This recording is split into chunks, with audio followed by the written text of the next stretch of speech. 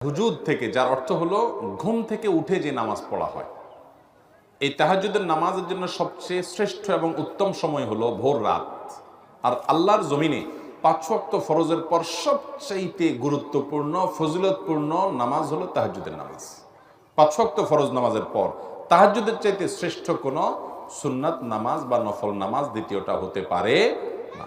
এই নামাজটা সুন্নতের নিয়তে করলেও হয়ে যাবে, নফলের নিয়তে করলেও হয়ে যাবে। নফল মানে ফরজের বাইরে, অতিরিক্ত ফরজ ওয়াজিবের বাইরে, আর সুন্নাত মানে নবী সাল্লাল্লাহু আলাইহি ওয়াসাল্লাম পড়েছেন সেই হিসাবে। অতএব মূলত এটাকে সুন্নাত নামাজই বলা যাবে, নফল নামাজ বললেও ভুল হবে না। অতএব এই ভোর রাতে, রাতের শেষ অংশে, অর্থাৎ রাতকে 3 ভাগ করলে শেষ তৃতীয় অংশে, 3 ভাগের শেষ অংশে নামাজ পড়বেন তাহাজ্জুদের। এটা হলো সবচেয়ে উত্তম, কারণ ওই সময়টাতে আল্লাহ তাআলা দুনিয়ার আসমানে নেমে এসে বান্দাকে ক্ষমা ঘোষণা করে। কিন্তু যদি কেউ তার আগে তাহাজ্জুদ পড়তে চায়, ধরুন কারো রাত 12টা বাজে ঘুম ভেঙে গেছে, এমনকি